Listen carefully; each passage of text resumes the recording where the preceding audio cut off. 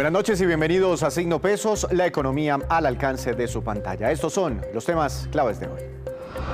Sube el pronóstico del crecimiento. Por fin el gobierno se decidió a elevar sus proyecciones del crecimiento para la economía. Les contaremos en cuánto estaba, cuánto es ahora y cuáles son las razones, según lo explicaron el presidente Iván Duque y su ministro de Hacienda. Salida masiva de las centrales de riesgo. Gracias a la ley de borrón y cuenta nueva, a más de 2 millones de colombianos les acaban de borrar los reportes negativos de Data Crédito. La vicepresidenta de la entidad nos cuenta los detalles en segundos aquí en Signo Pesos. Venta de viviendas nuevas sigue arrasando. El ministro de Vivienda anunció un nuevo récord de viviendas en octubre y en todo este 2021. ¿Y cómo va el mercado de la vivienda usada? Un experto del portal fincarraiz.com nos cuenta esta noche cómo va y nos da consejos a la hora de comprar una vivienda usada.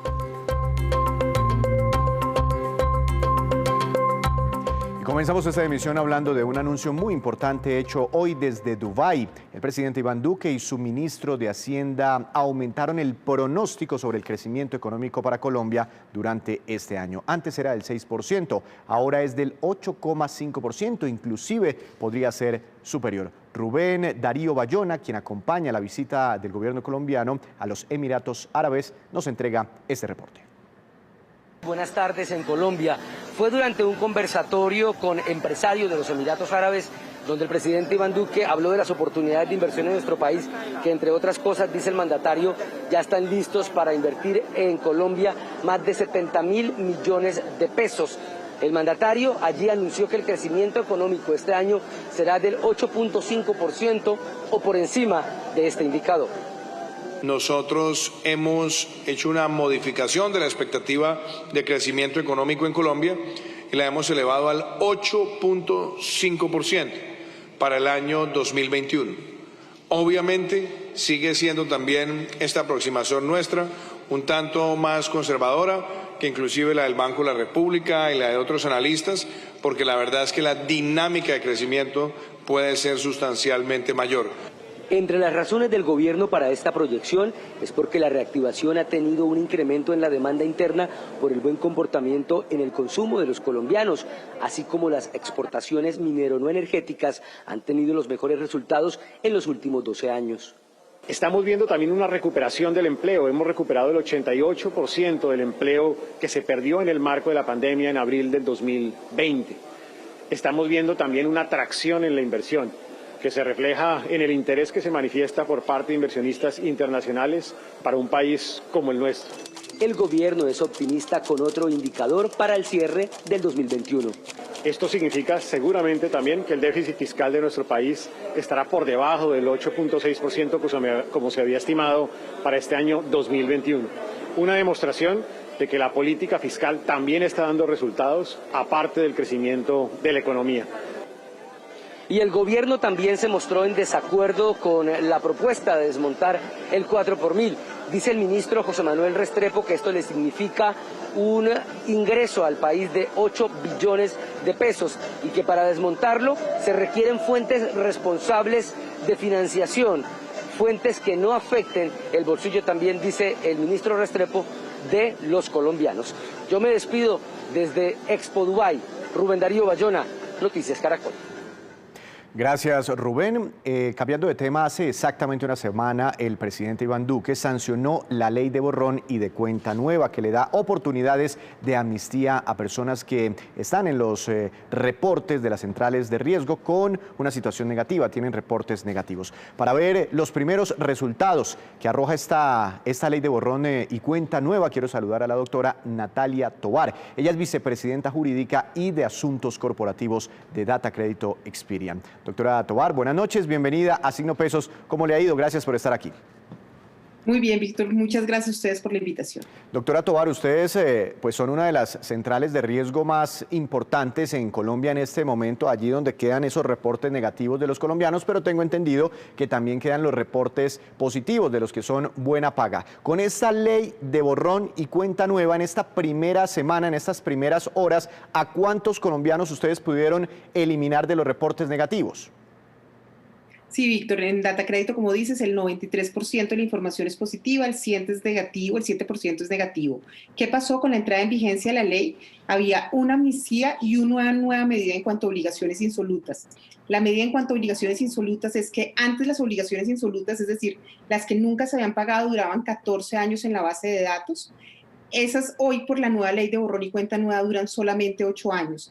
Esa primera corrida dio que se eliminaron de la base de datos 2.5 millones de obligaciones. No son de personas, son 2.5 millones de obligaciones. Además de eso, por la amnistía, se corrió la primera fase de la amnistía, que eran las personas que ya se encontraban al día y que habían pagado hace más de 6 meses o que habían tenido una mora corta y habían pagado por hace un tiempo igual la mora, es decir, si habían tenido una mora de 30, habían pagado hace 30 días. Ese segundo proceso también se corrió anoche y se eliminaron de la base de datos los reportes negativos de estas personas. Es decir, aparece que pagan, que ya pagaron, pero no aparece la historia de mora. Entiendo, es decir, 2,5 millones de registros, eso no quiere decir 2,5 millones de personas. ¿Tienen de pronto el cálculo? No, nosotros tenemos el aproximado por persona, nosotros tenemos entre obligaciones positivas y negativas, en promedio una persona tiene 4 o 5 reportes en Datacrédito, pero no se refiere a personas, en Datacrédito manejamos obligaciones, se refiere a obligaciones. ¿Por qué pudieron ustedes eliminar estos registros tan rápidamente? Es decir, es publicada la ley, la norma, creo que en el diario oficial del Gobierno Nacional, e inmediatamente salen estos 2,5 millones de registros. Sí, Víctor, no habíamos trabajado mucho, la verdad, no sabíamos cómo venía el fallo, conocíamos la ley, no sabíamos cómo venía el fallo de la Corte, entonces teníamos programadas diferentes amnistías, teníamos programas diferentes caducidades y tan pronto sale el fallo, entendemos un poquito cómo es y el día que se publica en el diario oficial, que fue ayer, inmediatamente corrimos el proceso durante la noche y ayer a la madrugada ya habían salido los registros de la base de datos.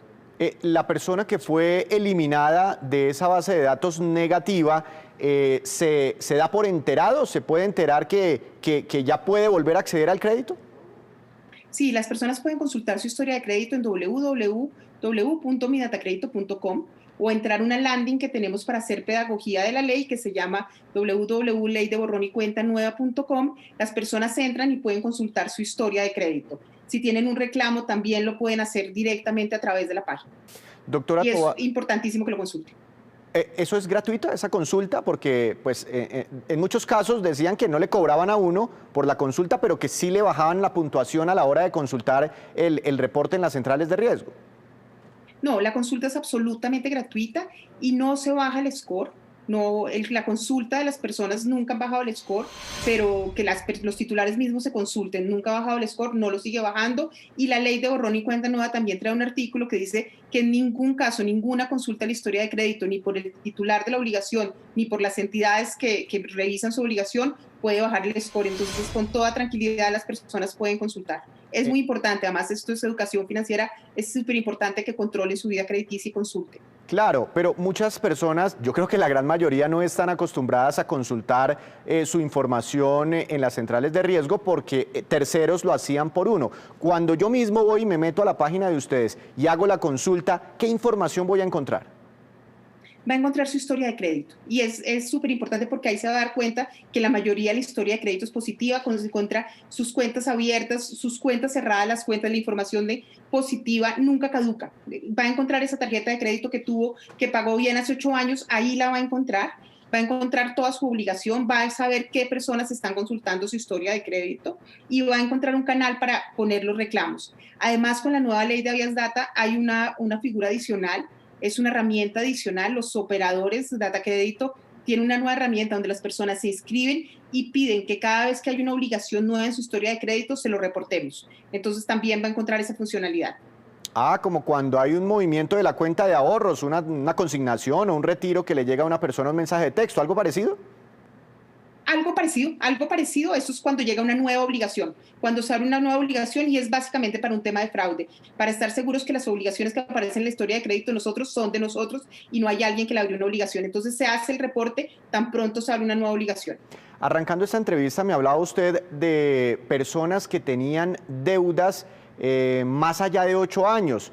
y que no pagaron esas deudas, ¿en serio fueron eliminadas? ¿Esto no es un poco injusto con las personas, primero que están al día y de pronto con otras que están reportadas con montos muy chiquiticos?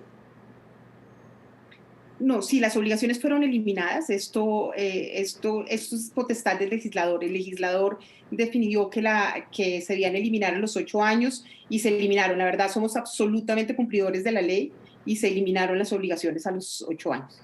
Ah, entiendo, así venía en la ley. Bueno. Ahí viene la ley, esto fue de la ley. Ok, entiendo. Bueno, para los que tienen moras en este momento y están reportados, porque pues inicialmente salieron 2,5 millones de registros, pero tenemos entendido que son muchos millones más, ¿qué deben hacer esas personas para salir de Datacrédito o por lo menos para que sean reportados o eliminados esos reportes negativos? La amnistía de la ley, a ver, la Datacrédito tiene un tiempo de permanencia. Siempre que uno paga después de un tiempo, aparece que pagó inmediatamente, pero hay un tiempo de permanencia en la información negativa. Lo importante es que las personas, si se quieren acoger a la amnistía, que trae un tiempo menor, la ley general es máximo 4 años, en la amnistía es máximo 6 meses, las personas deben pagar dentro de los 12 meses siguientes a la entrada en vigencia de la ley. Es decir, hasta el 4 de noviembre, las personas que paguen se acogen a este beneficio de amnistía en un menor tiempo. 4 de noviembre del próximo año.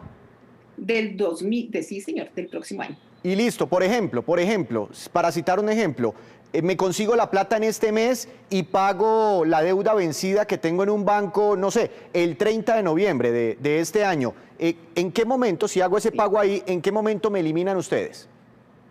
Tan pronto hace el pago, la entidad le reporta ese pago a Datacrédito. Las entidades por ley y por esta ley tienen que reportar máximo una vez al mes. Entonces, tan pronto la entidad le reporta a Datacrédito empieza a contar los términos de caducidad y depende de la altura de la mora. Si la altura es mayor a 6 meses, lo máximo que dura son 6 meses. Si la mora era, no sé, una mora de 60 días, lo que va a durar es 60 días. Es decir, si pagó en noviembre y nos reportan el dato en noviembre, lo que va a pasar es que va a durar diciembre, enero, febrero, marzo, abril y mayo. En mayo va a salir el reporte negativo. Desde noviembre se va a ver que usted pagó, pero en mayo va a salir el reporte negativo si era una mora alta. Si era una mora de 30 días y pagó en noviembre, en enero ya no va a haber el reporte histórico. ¿Y eso qué significa para esa persona, doctora Tovar? ¿Que ya puede volver a pedir un crédito en el banco y no se lo van a rechazar por su historial crediticio? No, el historial crediticio es una herramienta más al momento del análisis de crédito. El análisis de crédito se hace con muchos instrumentos. El historial crediticio solamente es un instrumento. Lo que significa es que esa persona tiene una gran carta de presentación. Los historiales crediticios son una garantía reputacional. Lo que quiere decir es que la persona tiene una buena garantía reputacional como un elemento más a la hora de solicitar un crédito. Entiendo, los bancos tienen en cuenta otros factores también. Una última pregunta, a veces hay muchos tramitadores que dicen, mire, yo lo ayudo a salir de la central de riesgo o le ayudo a mejorar su calificación, su score, como nos decía usted. ¿Eso es cierto o la persona, el usuario del sistema financiero como tal, puede hacer todo este trámite sin un intermediario? Es perfecta la pregunta, lo puede hacer sin ningún intermediario, no lo necesita. Eso es un negocio que está absolutamente reglado. Las normas están dadas por ley. Las normas no son del buró, están dadas por ley. Nosotros las tenemos que cumplir. Hay una superintendencia que nos vigila. Nosotros cumplimos las normas y el ciudadano lo que tiene que hacer es consultar su historia de crédito, que es gratis. La puede hacer por el canal, por datacredito.com, pero también tenemos centros de experiencia en las principales ciudades del país. Consultar su historia de crédito. Si tiene que poner un reclamo, lo puede poner automáticamente por la página o lo puede poner en los centros de atención. Solamente es poner el del reclamo se le traslada por ley a la fuente y la fuente tiene un término para contestarlo. Si no lo contesta al tiempo, el reclamo va a ser a favor del ciudadano, pero el ciudadano puede generar el reclamo directamente, no necesita a nadie, no necesita tramitador, no necesita pagarle a nadie. Es un proceso absolutamente gratuito. Doctora Tovar, muchas gracias por esta explicación y seguiremos hablando. Que tenga un feliz fin de semana. No, muchas gracias y mil gracias por la invitación. Feliz noche. Feliz noche. Bueno, salieron 2,5 millones de registros, así que haga el ejercicio. De pronto está usted ahí dentro de estos primeros beneficiados. Hacemos una primera pausa, pero cuando regresemos, espere el pronunciamiento del ministro de Vivienda sobre la buena situación del mercado inmobiliario aquí en nuestro país. Ya volvemos. Continuamos, regresamos a Signo Pesos con esta que es la cifra económica del día. 190.000. Es una cifra muy importante que corresponde al número de viviendas nuevas que se vendieron este año en Colombia entre enero y octubre. Eso significa un aumento de 11.000 unidades frente a todo el año 2020, con lo cual este año ya es récord en ventas de viviendas nuevas. Solamente en el mes de octubre se comercializaron 18.400 unidades, lo que hace o convierte a octubre en el mejor mes de la historia. El ministro de Vivienda, Jonathan Malagón, explicó hoy en Cartagena esta buena noticia. Estamos vendiendo muchísimas más casas. Estamos en Cartagena. Cartagena tiene 210.000 casas, 210.000 hogares. Nosotros este año vamos a vender, se van a comprar 225.000. Estamos haciendo una Cartagena por año, una Cartagena. En este país se comercializaban 140.000 viviendas. Ese era el tamaño del mercado. Ahora estamos hablando de más de 220.000 por año. Es un crecimiento impresionante, no solamente en el marco de una crisis, en cualquier circunstancia será un crecimiento bien llamativo. Pero no todas las viviendas que se compran y se venden en Colombia son nuevas. También hay un mercado muy dinámico, muy grande de viviendas usadas. De hecho, Fede Lonjas estima que este año se han comercializado aproximadamente 60.000 inmuebles usados. Para ahondar en este tema, quiero saludar al doctor Martín Monzón, presidente del portal especializado fincarraiz.com.co. Doctor Monzón, bienvenido a Signo Pesos. ¿Cómo le ha ido? Muy buenas tardes, Héctor. ¿Cómo estás? Muchas gracias por la invitación. Muy bien, doctor Monzón. Bueno, no hay duda de que es muy atractivo en este momento comprar vivienda nueva, entre otras porque hay bajitas tasas de interés, entre otras porque hay muchas posibilidades de acceder a un subsidio. ¿También es atractivo en este momento el mercado de la vivienda usada? Sí, la verdad que es una muy buena pregunta. El mercado ha tomado una dinámica muy interesante. Y vos hablabas ahí, por ejemplo, de buen momento para comprar en cuanto a tasas de interés. Estos aplican también para los inmuebles usados, ¿no? Pero en general vemos que han aumentado mucho las búsquedas en el portal. De hecho, en el primer semestre de este año tuvimos más de 185 millones de búsquedas en nuestro portal fincarraiz.com.co y realmente vemos que aumentó la oferta también. Entonces, igual que aumentaron las búsquedas, aumentó las ofertas, la gente está vendiendo, está cambiando sus hogares, entonces nos parece que sí es un buen momento y en general los precios han aumentado un poco versus el año pasado. Los precios de las viviendas usadas suelen ser más estables, tienen mucho menos fluctuación, pero en Bogotá, por ejemplo, en promedio han aumentado un 3% y en otros lugares como por ejemplo Bucaramanga han aumentado un poco más, alrededor del 7%. Del 7%. ¿Y por qué de pronto ese incremento en los precios? No sé si ustedes tengan la explicación, pero seguramente eso está atado o jalonado al mercado de la vivienda nueva, ¿o está muy relacionado? En realidad también tiene mucho que ver con cómo fluctúa un poco el momento y qué es lo que está buscando la gente. Si nos ponemos a mirar las métricas, las búsquedas crecieron mayoritariamente en Bucaramanga, crecieron mayoritariamente en Cali, en Pereira. Esos son los lugares donde vemos unos aumentos de precios un poquito más altos. Entonces ahí es donde empieza a jugar un poco la oferta y la demanda. Entonces un poco se explica por eso, ¿no? Un poco cómo es la fluctuación o cómo es el dinamismo que toma el mercado. Entiendo. Bueno, ¿por qué no nos ayuda con unos tips o algunas recomendaciones a la hora de comprar o vender una vivienda usada? Porque muchas personas seguramente no han hecho un trámite como este. El tema de la compraventa, de firmar como un documento inicial, ¿es indispensable? ¿Qué tanto nos asegura esto el negocio? Es una muy buena pregunta. En cuanto a si es necesario, la respuesta técnicamente hablando no es necesario, sin embargo es muy recomendable. Siempre es recomendable tenerlo firmado, le da seriedad al negocio en sí y uno se asegura que ese inmueble sale del mercado, no se le puede vender a otra persona, pero contar con una promesa de compraventa le da como seriedad y realidad al tema. El certificado de libertad, ¿qué tan importante es? ¿En qué consiste? ¿Qué nos dice este documento? es un documento fundamental. Es como la hoja de vida de la propiedad, ¿sí? Y esto incluye toda la información que tiene ese inmueble y nos valida quién es el verdadero dueño, nos valida si no existe ninguna prenda o que el inmueble esté libre de gravámenes. Es como lo que identifica al inmueble en sí, ¿sí? Entonces esto es como lo que valida que el inmueble es de la persona que dice ser el dueño, que valida que lo puede transferir y que valida que realmente está libre de cualquier tipo de gravamen impositivo y o legal. Ah, no, entonces ese documento no solo es importante, es indispensable. Bueno, usted hablaba ahorita de los precios. En el mercado de la vivienda nueva, pues uno va a una constructora reconocida generalmente y más o menos todos los precios de todas esas unidades son parecidos. Pero cuando quiero comprarme una vivienda usada, ¿cómo sé que realmente estoy pagando un valor justo y que no me están dando, como decimos en Colombia, en la cabeza? Sí, es una pregunta muy buena. Entonces, el mercado de vivienda usada tiene una dinámica que es un poquito diferente a los inmuebles nuevos, que como vos contabas tienen como siempre un precio más estable o más similar entre los diferentes apartamentos. En el mercado de vivienda usada uno encuentra diferentes herramientas para evaluar el inmueble online. En Finca Raíz uno puede comparar con diferentes inmuebles en la misma zona. De hecho, contamos con un mapa en el buscador que permite seleccionar inmuebles muy similares alrededor y uno puede ver si el precio que está pagando por metro cuadrado tiene sentido o no. Sin embargo, los diferentes inmuebles tienen características bien distintas, entonces entran en juego cosas como antigüedad, como el estado, cuánto cuesta la administración. Entonces hay diferentes formas de poder ver, pero siempre hay una diferenciación que tiene tu inmueble versus el que está al lado.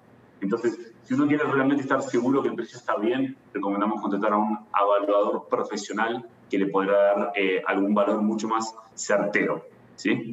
Recordamos que cuando hay crédito hipotecario involucrado, los bancos siempre mandan y solicitan un avalúo profesional.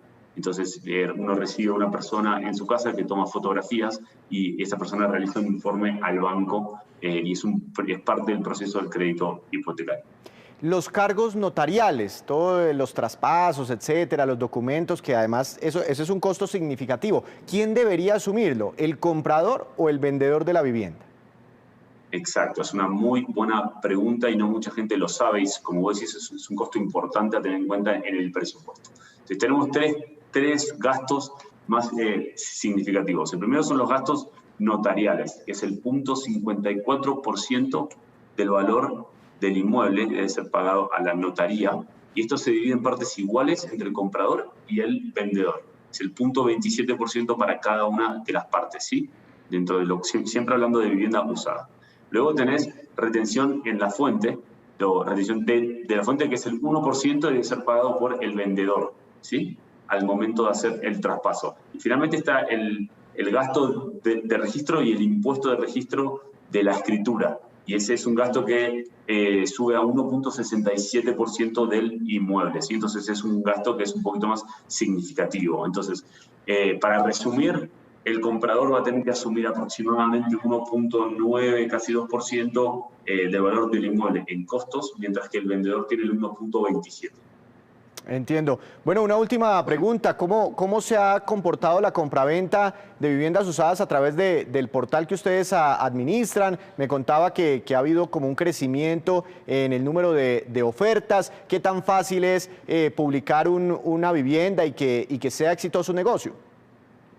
Sí, la verdad que venimos teniendo un año muy bueno, acorde con la cifra de ventas de apartamentos nuevos, de ventas de apartamentos usados y todo tipo de inmuebles. Como te contaba, hemos tenido más de 185 millones de búsquedas en el portal, solamente en el primer semestre, que eso es un crecimiento por encima del 20% versus el mismo periodo del año pasado. Y realmente estamos muy contentos, estamos generando más volumen de contactos que lo veníamos generando antes, con toda esta nueva marca que hemos cambiado este año. Y finalmente, para contestar la otra pregunta, somos un portal a donde cualquier persona puede publicar el inmueble de manera gratuita, simplemente completando lo que llamamos el formulario de publicación, que es muy simple. Uno tiene que tener fotos, características, un precio seleccionado y simplemente sigue los pasos. y nuevamente es completamente gratuito. Entonces los invitamos a todos a poder registrarse y poder publicar todos sus inmuebles, ya sea para compra o para arriendo. Pues ahí entonces alternativas, recomendaciones. Doctor Monzón, muchas gracias por estos minutos para Signo Pesos. Que tengan un feliz fin de semana. A ustedes, muchísimas gracias. Muy dinámico entonces el sector inmobiliario, tanto en el mercado de lo nuevo como en el mercado de lo usado. Hacemos otra breve pausa, pero ya les contaremos las propuestas que ya están surgiendo sobre el incremento que debería tener el salario mínimo de los colombianos para el próximo año. Ya volvemos. Y llega a esta hora, como siempre, Juan Fernández con más información sobre el mundo de los negocios. Su tema empresarial para cerrar esta semana. Juan, adelante, bienvenido, buenas noches. Víctor, buenas noches. Le voy a hablar hoy de estos robots que hacen entregas a domicilios y de KiwiBot, de los colombianos Felipe Chávez, Sergio Pachón y Jason Oviedo, que usan pequeños robots para hacer repartos de comida rápida en un inicio en universidades en Estados Unidos, como la Universidad de California en Berkeley. Lo nuevo: pondrán a rodar más de 1.200 robots de reparto en Dubái a través de una plataforma, una aplicación llamada Careem, que ofrece de todo, desde comida a domicilio hasta alquilar un carro o enviar o recibir dinero. Es lo que se llama una super app. Y con esa aplicación, que es subsidiaria de Uber, están con la puesta en marcha que se dará en enero por un periodo inicial de 3 años de esos 1.200 robots que irán llevando comida, además de a universidades, a áreas de alto el número de población en Dubái, que ya se adelanta a ser una ciudad inteligente. En Los Ángeles, KiwiBot también cerró otro acuerdo con la Universidad de Loyola Marymount para repartir comidas a los estudiantes de su servicio de alimentos que opera la compañía Sodexo. Bajo el acuerdo, que lleva cerca de 2 meses, se han completado más de 1.000 entregas. Y sobre la crítica a la universidad de usar robots en lugar de personas, esta ha dicho que la experiencia es cómoda, útil y divertida también, y que nunca se utilizará para eliminar puestos de trabajo o reducir las necesidades laborales dentro de las instalaciones de su comedor. Y en cuanto más exitoso sea el programa, pues más personas podrán contratar para apoyar a los robots. Juan, pero ¿por qué no nos cuenta un poco más sobre cómo es la operación de KiwiBot? Sí, mire, KiwiBot tiene sede en Los Ángeles y Medellín desde 2017, donde hizo inclusive un piloto con Rappi. Actualmente opera en más de 7 ubicaciones en todo el mundo, incluido campus en ciudades en California, en Florida, en Michigan, en Estados Unidos. En fin, esos robots son como esas neveras portátiles con ruedas que pasan por las plazas de las universidades y ahora en ciudades con pedidos de comida que buscan a sus clientes. Reparten burritos, hamburguesas, bebidas, en fin. KiwiBot controla parte de sus robots desde Medellín. Cada uno puede costar, para darle una cifra, unos $2.500. Sin duda, los robots pueden ser el futuro de la industria de los repartos. En Estados Unidos hay una compañía que desarrolla esa autonomía llamada Nuro. Acaba de recaudar $600 millones para seguir apostándole al modelo. A hoy esa compañía ha recaudado más de $2.000 millones y está valorada en $8.600 millones. Y esta, pues, es, Víctor, la movida de hoy sobre todo este negocio de los robots de reparto que marcan el futuro de la logística. Muy interesante como siempre, Juan. Feliz fin de semana. Lo esperamos ya el próximo lunes con más movidas empresariales. De momento vamos con estos que son los indicadores económicos que usted siempre debe conocer antes de irse a dormir. Tasa representativa del mercado que regirá para mañana será de 3.881 pesos con 76 centavos. Subió hoy más de 34 pesos y ha subido cerca de 100 pesos desde que esta semana la Reserva Federal de los Estados Unidos hizo anuncios importantes sobre su política monetaria. Petróleo Brent, de referencia para Colombia, se recuperó, subió 2,56%, superando los $82 por barril. El precio interno del café colombiano bajó y quedó en promedio para el fin de semana a 1.845.000 pesos por carga. Índice MSCI Colcap de la Bolsa de Valores de Colombia tuvo hoy una leve caída de 0,26%, acción más valorizada Fabricato, ganancia de 3,37%, y la acción que más cayó fue la de Canacol Energy, luego de reportar resultados financieros, tuvo un retroceso superior al 3%.